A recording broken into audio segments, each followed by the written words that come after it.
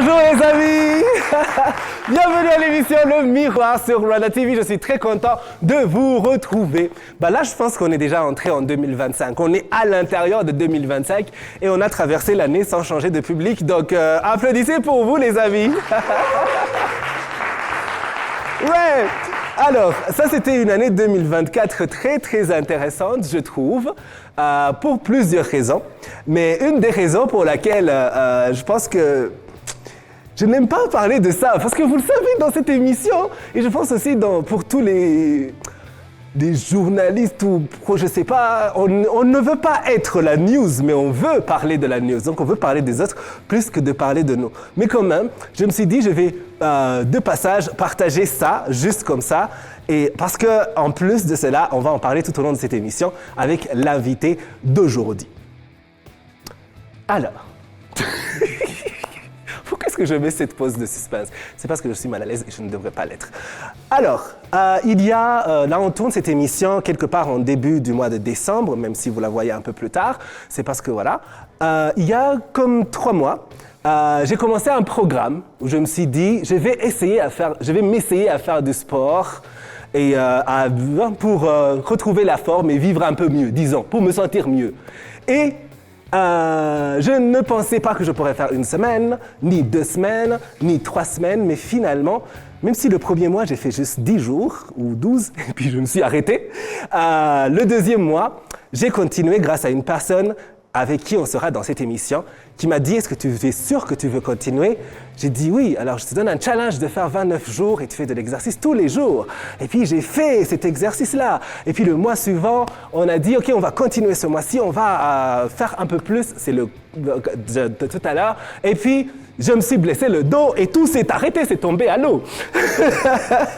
Mais quand même, ça m'a beaucoup aidé parce que ça m'a permis de voir qu'on peut faire de l'exercice progressivement, qu'on peut ne pas avoir peur et se pousser à faire des choses. Et surtout, ça m'a permis de me sentir encore mieux personnellement et de perdre beaucoup de poids. Je ne vais pas parler de perte de poids parce que ce n'est pas une bonne chose de faire trop perdre de poids, mettre la pression sur les autres. Mais bon, en tout cas, pour moi, c'était un objectif personnel et tout ça. Et donc, on va en parler avec notre invité dans l'émission Le Miroir cette semaine. Pourquoi? Parce que j'ai trouvé que son parcours, il est très intéressant. C'est un coach sportif pour des personnes individuelles, etc., mais aussi pour des athlètes. Est-ce que vous saviez aussi que les athlètes, ils ont besoin de coachs sportifs? Je ne savais pas. Et quand je l'ai rencontré et qu'il m'a parlé de ce qu'il fait, je me suis dit, ça c'est intéressant. Et puis quand j'ai un peu travaillé avec lui ces 3 derniers mois, je me suis dit, c'est encore plus intéressant parce qu'il est si jeune, il a décidé de faire une carrière dans ce qui le passionne et on va le découvrir dans l'émission Le Miroir d'aujourd'hui. Comme vous l'avez compris, on va parler de quelque chose dont on n'avait pas parlé depuis des années maintenant, le fitness. Et en quelque sorte aussi à découvrir ce jeune entrepreneur passionné de sport et de fitness. Et nous sommes bien sûr avec nos amis de University of Kigali. Applaudissez pour vous. Ouais.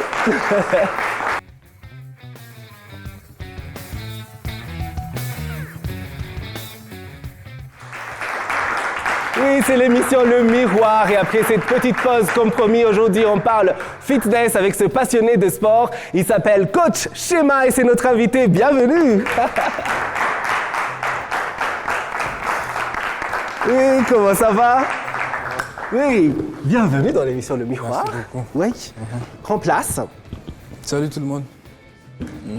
Tu as vu, j'ai monté l'escalier, j'ai fait tout ça, oui, sans douleur au genou. Et surtout, je ne suis pas essoufflé comme d'habitude. Nice. C'est un peu grâce à tes encouragements et tout ça. Et j'aimerais j'ai pas envie de... Comme je t'ai dit, c'est trop bizarre. Vous avez vu l'introduction bizarre que j'ai faite. C'est parce que c'est toujours difficile de parler de soi quand on est habitué à parler des autres. Et franchement, pour moi, je me suis dit, c'est intéressant de voir un jeune de juste, je peux dire ton âge? Oh. De juste très jeune, qui fait déjà un métier qui n'est pas très courant et qui le fait si bien et qui maîtrise ce qu'il fait et qui arrive à motiver même une personne qui est beaucoup plus âgée, donc comme moi par exemple. Et donc, quand tu as accepté de venir dans cette émission, ça m'a fait beaucoup plaisir parce que je me suis dit, il y a beaucoup d'autres personnes qui vont nous suivre et qui vont se reconnaître dans cette passion ou qui ont une autre passion, qui vont se dire, il y a toujours des façons différentes de faire ce qu'on aime. Et surtout, ce sera l'occasion d'avoir des petits conseils fitness. On aime bien avoir ça. Oui, j'aimerais qu'on applaudisse encore une fois pour Coach Chema. Alors, dans l'introduction, j'ai dit que tu es coach de sport ou de fitness et je ne sais pas si déjà c'est la bonne... Ouais, je suis dans l'industrie du fitness, spécifiquement dans la performance. Dans la performance, ouais. Oui, parce que tu vas nous expliquer justement ces différences différentes, ouais. Ces différentes différences, mais ça vient déjà d'une passion pour le sport. Ouais. Cette passion pour le sport, Coach Chema, d'où est-elle venue? Est-ce que tu es né, tu es sorti un petit bébé qui fait déjà des pompes, ou bien c'est une rencontre qui s'est faite au cours de ta vie, ou c'est juste quelque chose que tu as toujours eu? C'était presque ça, parce que ça vient de beaucoup d'endroits différents. Donc, des fois, ça vient de ce qu'on hérite de nos parents par l'ADN. Deuxièmement, ça vient de ce qu'on est exposé quand on grandit. Donc, j'ai été un peu exposé au fitness. Je voyais mes frères soulever faire l'haltérophilie. Et je crois que ça m'a affecté indirectement. Et j'ai commencé à faire déjà des pompes à l'âge de 6 ans. Donc, 6 ans, tu faisais déjà des pompes? Oh d'accord, ok. On te faisait faire ou c'était ton choix, tu voulais les faire? Bon, je voyais mes frères le faire et c'était par imitation? Waouh, ok. Et ça, c'est ok. Oh, wow. Je ne vais pas m'éloigner du sujet, je vais parler d'autre chose, mais juste dire que parfois, pour les parents, c'est important qu'on regarde nos enfants parce que parfois, ils nous montrent ce qu'ils aiment à travers ce qu'ils font souvent. Et alors, ça part de cette volonté d'imiter tes frères, et puis tu commences à aimer le sport pour toi, je me dis, parce que si tu as fait les pompes à 6 ans, c'est-à-dire qu'à 16 ans, c'est à un autre niveau. Mais quand est-ce que tu te dis... j'aime beaucoup ça, mais je veux en faire ma passion, poursuivre comme mon métier. Et comment ça a commencé, le fait que tu commences à faire de l'entraînement pour la performance. J'ai dit que tu travailles aussi avec des athlètes et je vais te laisser nous en parler pour mieux. Bon, ça a commencé petit à petit, ça a commencé exactement, j'ai fait de ça ma carrière en 2019, fin 2018, début 2019. J'étais un entraîneur, mais j'étais plus sur le fitness, donc le changement du corps et la silhouette, si je peux dire. J'ai décidé de faire ça de ma carrière parce que je voyais que je le faisais bien. Et le premier client, c'était moi. Avant, j'étais un peu fat, gros. Et puis, j'ai essayé de changer mon look. Je l'ai fait. Tu t'es dit, si j'ai pu me motiver comme ça, peut-être que je pourrais motiver d'autres. Bien sûr, ouais. Oui. Me comprendre moi-même m'a permis de comprendre les autres mieux. Oui, et ça c'est la partie que je pense aussi, pour moi en tout cas, et je suis sûr pour ceux qui nous suivent, qui est aussi une partie intéressante. Quand on parle de fitness, c'est vrai qu'on va penser directement aux personnes qui sont dans les salles de gym, tout simplement, en train de lever les poids ou de faire tout ce qu'on fait dans les salles de gym. Et quand justement on discutait de ton travail, tu m'as un peu parlé du fait que tu travailles avec des athlètes qui sont déjà des sportifs, mais qui veulent peut-être améliorer leur performance, leur endurance et tout ça. Je me suis dit, oh, ça, je ne savais pas. comment est-ce que ça s'est fait que tu te diriges de ce côté-là? Est-ce que tu as commencé à le faire, comme tu le dis, juste sur toi, et puis un jour, un athlète t'a vu, t'a dit, ou bien tu lui as dit, OK, est-ce qu'on devrait travailler ensemble et progresser? Ça a vu que ça me fait des progrès, parce que tu as déjà travaillé avec des athlètes qu'on connaît ici, surtout dans le basket. Donc, j'ai commencé par travailler gratuitement avec un ami, c'était un basketteur. Je lui ai donné des tips. Il a vu que ça fonctionnait. Et il m'a dit pourquoi ne pas le faire on a professional level. Donc c'est de ça que c'est venu que maintenant je travaille avec des athlètes. Oui, et tu continues à t'informer sur le sujet. Bien sûr, bien sûr. À travers tes écoutes, tu as dit ton expérience personnelle, l'information qu'on peut trouver, bien sûr, maintenant, c'est si facile, sur Internet, et aussi les expériences avec ceux avec qui tu travailles. Oui, ce qui est très bien. Je vais le ramener à moi juste un petit moment, juste pour dire que pour avoir travaillé avec toi, j'ai beaucoup aimé le fait que tu es beaucoup à l'écoute, tu vas dire, ça ne marche pas, tu peux l'arranger comme ça. Si ça ne marche pas, tu peux l'arranger comme ça. Et je suis loin d'être un athlète. Je suis très loin d'être un athlète. Donc c'est pas mal. Alors, j'aimerais qu'on parle d'une dernière chose avant qu'on passe à la discussion avec nos amis du public. C'est cette fameuse vidéo. Alors, ça, je pense que c'était mon introduction à ton travail. Oui, parce que tu as fait un ultra-marathon, c'est comme ça qu'on appelle, où tu as fait le trajet Kigali à Gisenyi à pied. Est-ce que tu allais bien dans la tête? C'était pas une folie, ça? Et deux, explique-nous ce que c'est qu'un ultra-marathon et surtout, quel était le but derrière? Un ultra-marathon, c'est un event de plus de 42 km. Donc, il y a un semi-marathon, c'est 21 km. Un full marathon, c'est 42 km. Un ultra, c'est de plus de 42 km. Donc, je fais ça. Tu me demandes comment est-ce que ça m'est venu? Oui. J'avais besoin de faire quelque chose de cher, bien de valuable avec de ma jeunesse. Oui, tu t'es dit, dans cette jeunesse que j'ai, je dois faire quelque chose qui me dépasse moi-même. Je dois faire quelque chose que, un jour, quand je partirai, ça restera ici. Ça restera. Et quand tu n'auras plus cette jeunesse et que tu regarderas en arrière, tu diras, au moins j'ai fait ça. Moi, j'ai fait ça, exactement. Wow, ok. C'était pour aussi motiver les jeunes. Qu'ils peuvent aussi atteindre n'importe quoi qu'ils se mettent comme objectif. Alors, je vais vous inviter à suivre sa vidéo, son périple, disons.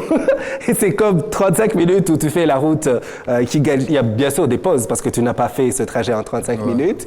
Mais en tout cas, je ne sais pas pourquoi, mais je ne sais pas si c'est les mots que tu dis derrière, pas après pas, ou il faut mettre une brique après l'autre. Et le fait qu'on voit quelqu'un courir un peu si longtemps, j'ai trouvé ça... Je ne sais pas, en même temps calmant et inspirant. On se dit, OK, moi aussi je peux mettre un pas après l'autre. Je vais vous inviter à aller voir cette vidéo. Un cadeau qui est offert par Cana Cocktails, qui offre des pizzas et des boissons à chaque membre du public. Voilà. Ouais. Histoire de bien célébrer la fin et le début de l'année, la fin 2024 et début 2025. Et voilà, ça se trouve à KBC. C'est un très bel endroit, ils ont les meilleures pizzas, moi j'adore. Et je me suis dit, ce serait intéressant de les partager avec vous. Et merci à eux d'avoir offert ces pizzas et donc de vous accueillir en fait, comme membre du public. Alors je vais tourner la conversation cette fois-ci à nos amis du public qui ont des questions. Et pour ceux qui veulent, je ne sais pas, quelques tips fitness et tout ça, On ne vous a pas oublié, ça va venir dans cet épisode, bien sûr. C'est l'émission Le Miroir. Notre épisode cette semaine, c'est celui où on met chaque mois nos lumières sur un jeune qui est dans un domaine qu'on trouve assez intéressant et qui peut en inspirer d'autres. Nos amis de University of Kigali sont avec nous. Qui a une question pour Coach Shema? Bonjour Coach Shema. C'est un privilège que nous avons que de vous avoir aujourd'hui sur le plateau. Alors ma question c'est, j'aimerais que vous fassiez le lien entre la nutrition, véritablement la nutrition et le sport. Parce que quand vous voyez quelqu'un de mince comme moi, je me dis que bon, si je commence le fitness, est-ce que mes minces bras ne vont pas se casser rapidement? Ou est-ce que je dois d'abord beaucoup manger, prendre du poids avant de commencer dans le fitness? Ou je peux faire les deux? Donc c'est ma préoccupation se trouve à ce niveau, le lien entre la nutrition, donc l'alimentation et le sport, selon vous. Donc on se recharge avec l'alimentation, on se recharge avec la nutrition. Donc dans le monde du fitness, c'est 70% la nutrition et 30% l'activité sportive. Donc si tu vas faire le sport, tu vas avoir besoin de récupérer. Et la récupération, c'est ne pas manger n'importe quoi. Tu dois savoir ce que tu mets dans ton corps. Il y a les glucides, il y a les protéines, il y a les légumes, il y a les fruits.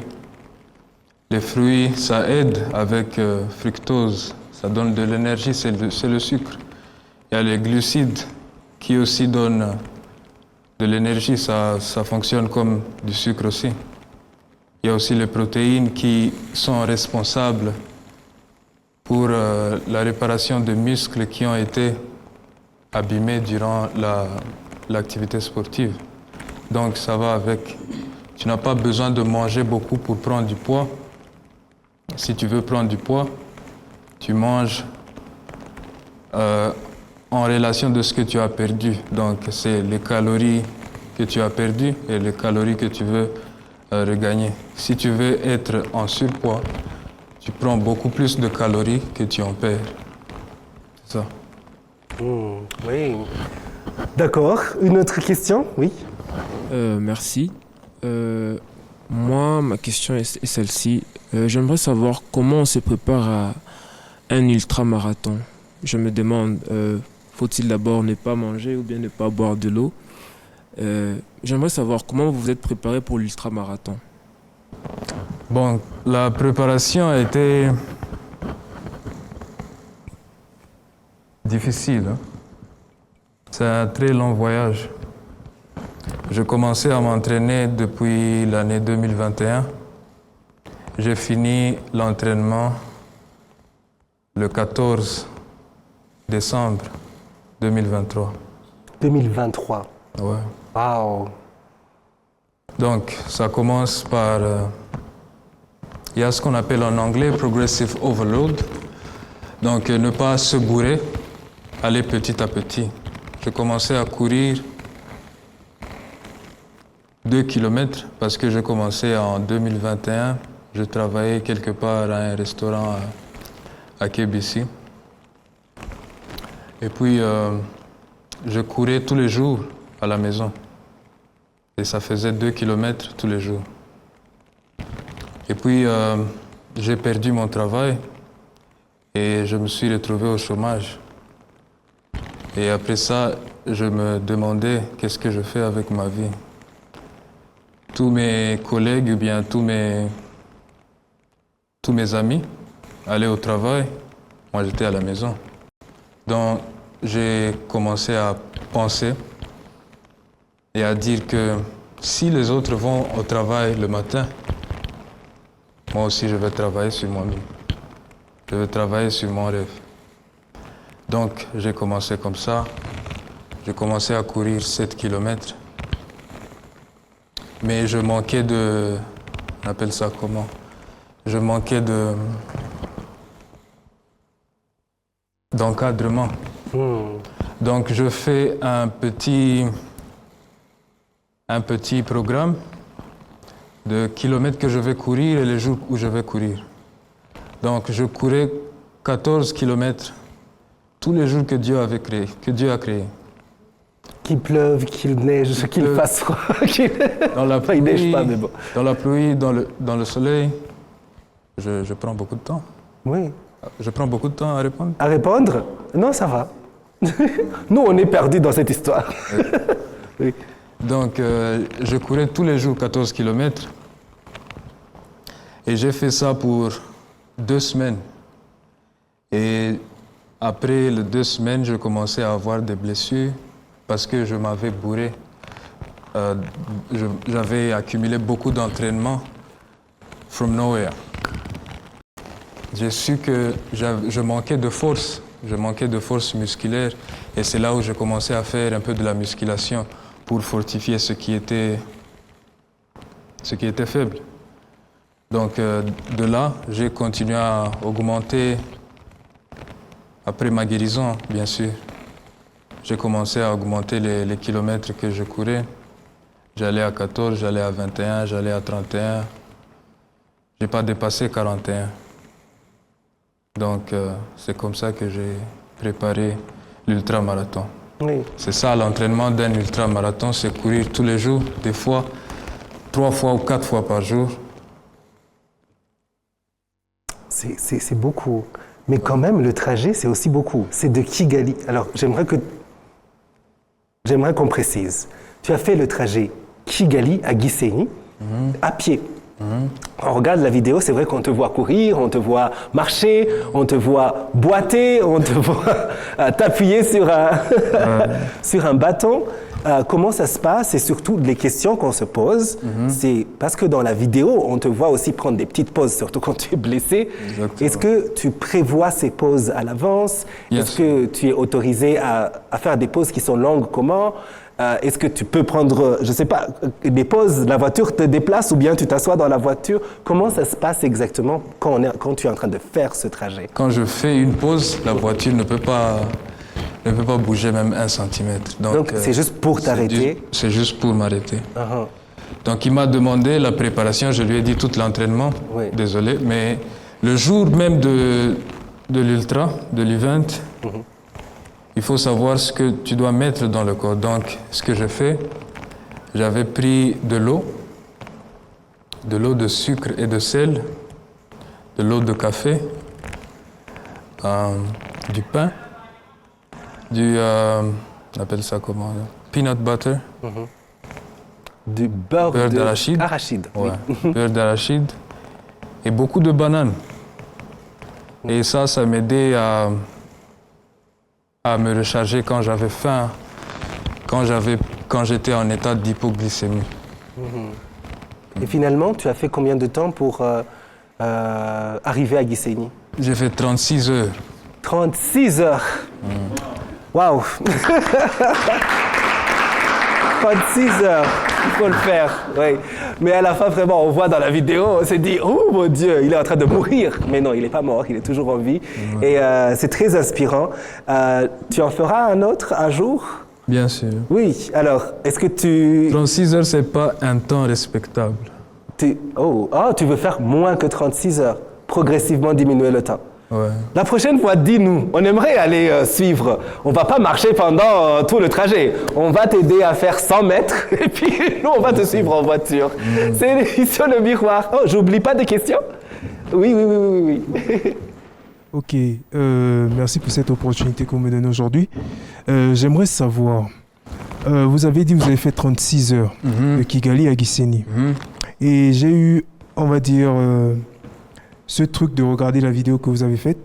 Et j'aimerais savoir, vous avez dit que vous avez pris de l'eau, du sel, du café, du sucre, etc. J'aimerais savoir, un corps humain a besoin de 8 heures de sommeil, Ouais.